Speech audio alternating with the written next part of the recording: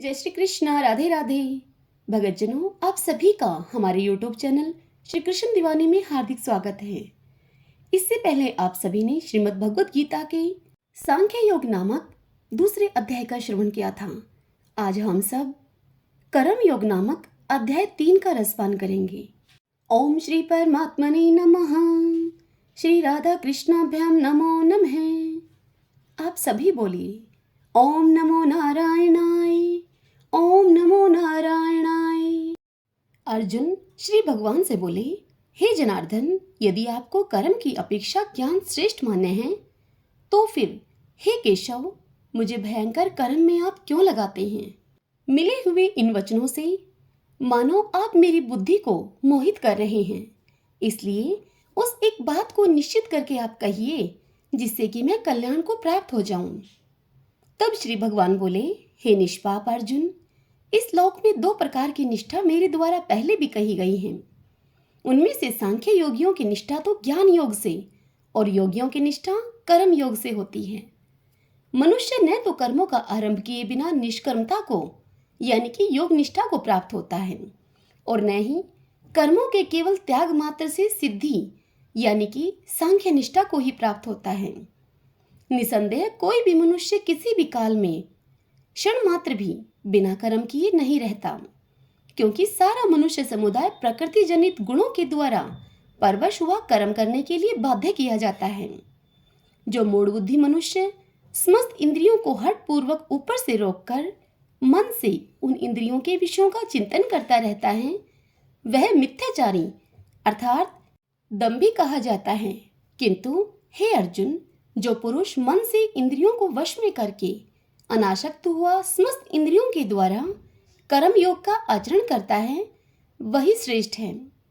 तू शास्त्रविद कर्तव्य कर्म को कर, क्योंकि कर्म न करने की अपेक्षा कर्म को करना श्रेष्ठ है तथा कर्म न करने से तेरा शरीर निर्वाह भी सिद्ध नहीं होगा।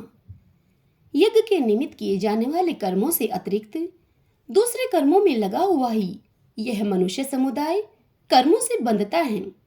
इसलिए हे अर्जुन, तू आसक्ति से रहित होकर उस यज्ञ के निमित्त ही भली भांति कर्तव्य कर्म को कर। प्रजापति ब्रह्मा ने कल्प के आदि में यज्ञ सहित प्रजाओं को रचकर उनसे कहा कि तुम लोग इस यज्ञ के द्वारा वृद्धि को प्राप्त हो और यह यज्ञ तुम लोगों को इच्छित भोग प्रदान करने वाला हो। तुम लोग इस यज्ञ के द्वारा देवताओं को उन्नत करो और वे देवता तुम लोगों को उन्नत करें। इस प्रकार निस्वार्थ भाव से एक दूसरे को उन्नत करते हुए तुम लोग परम कल्याण को प्राप्त हो जाओगे। यज्ञ के द्वारा बढ़ाए हुए देवता तुम लोगों को बिना मांगे ही इच्छित भोग निश्चय ही देते रहेंगे। इस प्रकार उन देवताओं के द्वारा दिए हुए उन भोगों को जो पुरुष उनको बिना दिए ही स्वयं भोगता है, वह चोर ही है। यज्ञ से बचे हुए अन्न को खाने वाले श्रेष्ठ पुरुष सब पापों से मुक्त हो जाते हैं और जो पापी लोग अपना शरीर पोषण करने के लिए ही अन्न पकाते हैं, वे तो पाप को ही खाते हैं। संपूर्ण प्राणी अन्न से उत्पन्न होते हैं। अन्न की उत्पत्ति वृष्टि से होती है, वृष्टि यज्ञ से होती है और यज्ञ विहित कर्मों से उत्पन्न होने वाला है। कर्म समुदाय को तो वेद से उत्पन्न और वेद को अविनाशी परमात्मा से उत्पन्न हुआ जान। इससे यह सिद्ध होता है कि सर्वव्यापी परम अक्षर परमात्मा सदा ही यज्ञ में प्रतिष्ठित है। हे पार्थ, जो पुरुष इस लोक में इस प्रकार परंपरा से प्रचलित सृष्टि चक्र के अनुकूल नहीं बरतता अर्थात अपने कर्तव्य का पालन नहीं करता, वह इंद्रियों के द्वारा भोगों में रमण करने वाला पाप आयु पुरुष व्यर्थ ही जीता है। परंतु जो मनुष्य आत्मा में ही रमण करने वाला और आत्मा में ही तृप्त तथा आत्मा में ही संतुष्ट हो, उसके लिए कोई कर्तव्य नहीं है। उस महापुरुष का इस विश्व में न तो कर्म करने से कोई प्रयोजन रहता है और न कर्मों के न करने से ही कोई प्रयोजन रहता है तथा संपूर्ण प्राणियों में भी इसका किंचित मात्र भी स्वार्थ का संबंध नहीं रहता। इसलिए तो निरंतर आसक्ति से रहित होकर सदा कर्तव्य कर्म को भली भांति करता रहे, क्योंकि आसक्ति से रहित होकर कर्म करता हुआ मनुष्य परमात्मा को प्राप्त हो जाता है।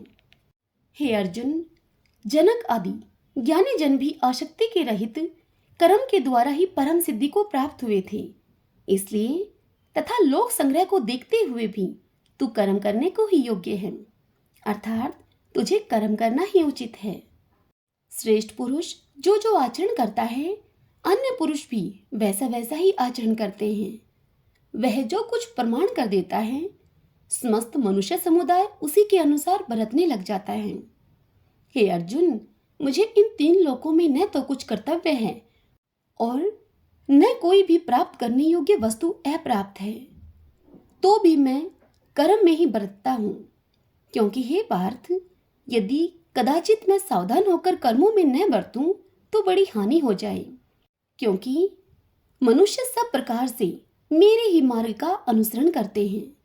इसलिए यदि मैं कर्म न करूं तो ये सब मनुष्य नष्ट भ्रष्ट हो जाएं और मैं संकरता का करने वाला हूं तथा इस समस्त प्रजा को मैं नष्ट करने वाला बनूं।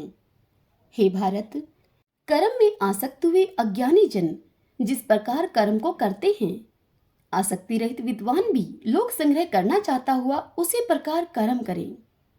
परमात्मा के स्वरूप में अटल स्थित हुए ज्ञानी पुरुष को चाहिए कि वह शास्त्र विहित कर्मों में आसक्ति वाले अज्ञानियों की बुद्धि में भ्रम अर्थात कर्मों में अश्रद्धा उत्पन्न न करे, किंतु स्वयं शास्त्र विहित समस्त कर्म भली भांति करता हुआ उनसे भी वैसे ही करवाए। वास्तव में संपूर्ण कर्म सब प्रकार से प्रकृति के गुणों के द्वारा किए जाते हैं, तो भी जिसका अंतःकरण अहंकार से मोहित हो रहा है, ऐसा अज्ञानी मैं करता हूं, ऐसा मानता है वह। परंतु हे महाबाहो, गुण विभाग और कर्म विभाग, इन दोनों के तत्व को जानने वाला ज्ञान योगी संपूर्ण गुण में ही गुणों में बरत रहे हैं, ऐसा समझकर उनमें आसक्त नहीं होता। प्रकृति के गुणों से अत्यंत मोहित हुए मनुष्य गुणों में और कर्मों में आसक्त रहते हैं। उन पूर्णतया न समझने वाले मंदबुद्धि अज्ञानियों को पूर्णतया जानने वाला ज्ञानी विचलित न करे। मुझ अंतर्यामी परमात्मा में लगे हुए चित्त के द्वारा संपूर्ण कर्मों को मुझ में अर्पण करके आशा रहित, ममता रहित और संताप रहित होकर युद्ध कर। जो कोई मनुष्य दोष दृष्टि से रहित और श्रद्धा युक्त होकर मेरे इस मत का सदा अनुसरण करते हैं, वे भी संपूर्ण कर्मों से छूट जाते हैं। परंतु जो मनुष्य मुझ में दोषारोपण करते हुए मेरे इस मत के अनुसार नहीं चलते हैं, उन मूर्खों को तू संपूर्ण ज्ञानों में मोहित और नष्ट हुए ही समझ। सभी प्राणी प्रकृति को प्राप्त होते हैं, अर्थात अपने स्वभाव के परवश हुए कर्म करते हैं। ज्ञानवान भी अपनी प्रकृति के अनुसार चेष्टा करता है, फिर इसमें किसी का हट क्या करेगा। इंद्रिय के अर्थ में अर्थात प्रत्येक इंद्रिय के विषय में राग और द्वेष छिपे हुए स्थित हैं। मनुष्य को उन दोनों के वश में नहीं होना चाहिए, क्योंकि वे दोनों ही इसके कल्याण मार्ग में विघ्न करने वाले महान शत्रु हैं। अच्छे प्रकार आचरण में लाए हुए दूसरों के धर्म से गुण रहित भी अपना धर्म अति उत्तम है। अपने धर्म में तो मरना भी कल्याणकारक है तथा दूसरों का धर्म भय को देने वाला है। अर्जुन बोले, हे कृष्ण, तो फिर यह मनुष्य स्वयं न चाहता हुआ भी बलात् लगाए हुए की भांति किससे प्रेरित होकर पाप का आचरण करता है। तब श्री भगवान बोले, हे अर्जुन, रजोगुण से उत्पन्न हुआ यह काम ही क्रोध है। यह बहुत खाने वाला अर्थात भोगों से भी कभी न अघाने वाला और बड़ा पापी है। इसको ही तू इस विषय में बैरी जान। जिस प्रकार धुएं से अग्नि और मैल से दर्पण ढका जाता है तथा जिस प्रकार जेर से गर्भ ढका रहता है, वैसे ही उस काम के द्वारा यह ज्ञान ढका रहता है। और हे अर्जुन, तू सुन, इस अग्नि के समान कभी न पूर्ण होने वाले काम रूप ज्ञानियों के नित्य वैरी के द्वारा मनुष्य का ज्ञान ढका हुआ है। इंद्रियां, मन और बुद्धि ये सब इसके वास स्थान कहे जाते हैं। यह काम इन मन, बुद्धि और इंद्रियों के द्वारा ही ज्ञान को आच्छादित करके जीवात्मा को मोहित करता है। इसलिए हे अर्जुन, तो पहले इंद्रियों को वश में करके इस ज्ञान और विज्ञान का नाश करने वाले महान पापी काम को अवश्य ही बलपूर्वक मार डाल। इंद्रियों को स्थूल शरीर से पर यानी कि श्रेष्ठ, बलवान और सूक्ष्म कहते हैं। इन इंद्रियों से पर मन है मन से भी पर बुद्धि है और जो बुद्धि से भी अत्यंत पर है वह आत्मा है। इस प्रकार बुद्धि से पर अर्थात सूक्ष्म, बलवान और अत्यंत श्रेष्ठ आत्मा को जानकर और बुद्धि के द्वारा मन को वश में करके हे महाबाहो, तो इस काम रूप दुर्जय शत्रु को मार डाल। हरि ओम तत्सत। ओम श्री परमात्मने नमः। भगतजनों, यदि आपने श्रीमद् भगवत गीता के इससे पहले के अध्याय अभी तक नहीं सुने हैं तो वह भी आप जरूर सुनिए। उन सब अध्यायों का लिंक आपको इस वीडियो के डिस्क्रिप्शन बॉक्स में मिल जाएगा। और यदि आपको यह सब वीडियोस, यह सब कथाएं पसंद आ रही हैं तो वीडियो को आप लाइक अवश्य कीजिएगा और कमेंट बॉक्स में जय श्री कृष्णा लिखिएगा। जय श्री कृष्णा। राधे राधे।